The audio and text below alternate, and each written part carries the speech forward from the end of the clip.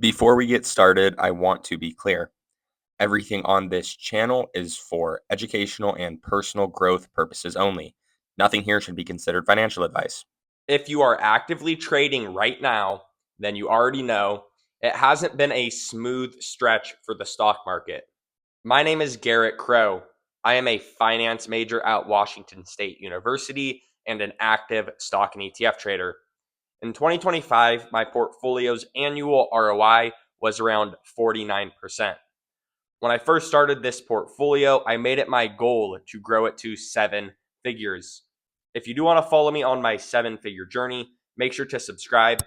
And for daily short form content, make sure you go check out my Instagram. At the end of every month, I like to do a thorough portfolio analysis for transparency purposes. So in today's video, we will be doing a thorough portfolio review. We will discuss how I did in the month of April, and then we will conclude with what I plan on doing in the month of May. Let's dive in. First, my portfolio review. I like to do a thorough portfolio review the last Sunday of every month so you guys can actively track my progress. When you take a look at my portfolio's total value, we're currently sitting at about $13,900. Right now, my three largest positions are SoFi, Robinhood, and Palantir, all sitting at about 14%. Second, let's move into my realized gain loss for the month of April. So as you can see, I had a realized gain of $560 and a realized loss of zero. So all in all, a pretty clean month. Some of my biggest wins were selling 2 shares of WDC for around a 15.5% profit, 4 shares of GLW for around a 23.5% profit, and 2 shares of CLS for around 24.5% profit. All in all, it's hard to complain about the results of this month, especially relative to how the previous months have been. Third, what I'm looking to do in the month of May. I am trying to dilute either my SoFi Technologies position or Robinhood position because, well, they're two of the biggest holdings in my portfolio and their charts are so similar. They're both heavily influenced by crypto. Now, the thing is, I really do like both of these stocks. They are both currently at a discount, in my opinion. I like their leadership. They follow all of my criterias for me to invest in a stock. But, you know, it almost feels like 28% of my portfolio is invested in one chart.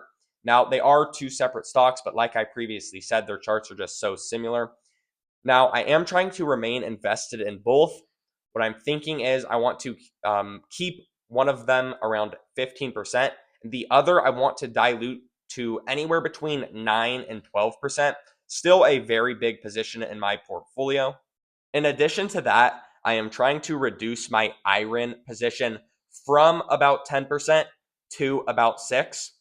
Now, I've held this stock for quite some time. I went through the downwards trend, the bearish activity, and since then we've actually, broke structure to the upside and have gotten quite a, good bullish run.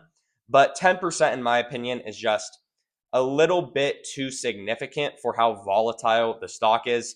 It is currently the most volatile stock in my portfolio. I am still bullish on it long term, and I do want to keep it in the portfolio. But for me, 10% is too significant of a holding for such a volatile stock. Next, I am trying to dilute my Carnival CCL holding from 6% to 2%. Now, when I initially bought this stock, I really liked the idea of having it, a more significant holding than just my typical 2% for a diversification stock. So I decided to go in at about 6. And right now, I'm currently a little bit below my cost basis. Now, since I've bought in the stock, I've decided it being around 2% fits, my long-term goals a little more. What I like to do is have, a number of diversification stocks that take up about 2% of my portfolio. And that's what CCL is for me. 6% is a little too much, although I still like this company. They meet my requirements. I'm a cruise guy. I mentioned this in one of my previous videos. I really enjoy investing in stocks that I actually have an interest in outside of investing. I'm a cruise guy. I like this stock. So I do want to keep it in the portfolio. So overall, these positions are less about, selling entire positions and more about rebalancing my portfolio to meet my long-term financial goals.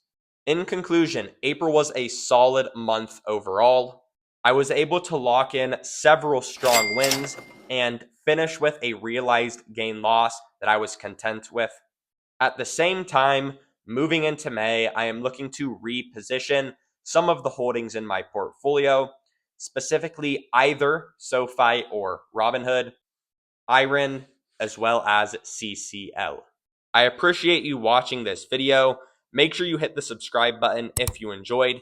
And for daily stock analysis content, make sure you check out my Instagram.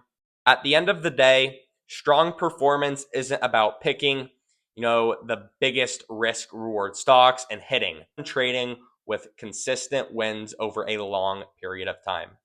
Thank you.